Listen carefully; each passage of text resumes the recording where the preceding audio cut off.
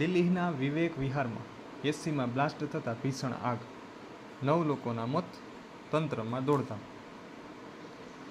હવે જુઓ, હેડલાઇન હતી દિલ્હીના વિવેક વિહારમાં એસીમાં બ્લાસ્ટ થતાં ભીષણ આગ લાગી છે અને 9 લોકોના મોત થયા છે.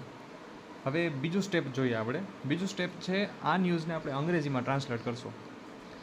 Massive fire after AC blast in Delhi's Vivek Vihar, 9 people dead, authorities rush into action. અને આ હેડલાઇનને આપણે નાના નાના ભાગમાં વેચીએ તો પહેલું છે મેસિવ ફાયર. મેસિવ ફાયર મતલબ કે ભીષણ આગ. મેસિવનો અર્થ થાય છે ખૂબ મોટી, ખૂબ ગંભીર. ફાયર એટલે કે આગ, right. Massive means very big or dangerous. હવે બીજો પાર્ટ આનો છે કે આફ્ટર એસી બ્લાસ્ટ. આગ શેના કારણે લાગી? આગ લાગી એસીમાં બ્લાસ્ટ થતાં, રાઈટ. બ્લાસ્ટ એટલે કે ધડાકો. આફ્ટર એસી બ્લાસ્ટ એટલે કે એસીમાં બ્લાસ્ટ થયા પછી. બ્લાસ્ટ મીન્સ એક્સપ્લોઝન, મોટો ધડાકો.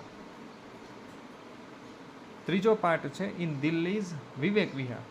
ક્યાં? તો કે દિલ્હીના વિવેક વિહારમાં.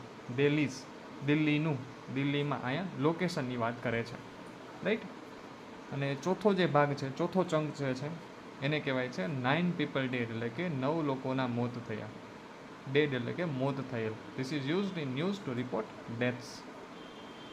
ચંક 5 એટલે કે પાંચમો ભાગ છે ઓથોરિટીઝ રશ ઇન્ટુ એક્શન.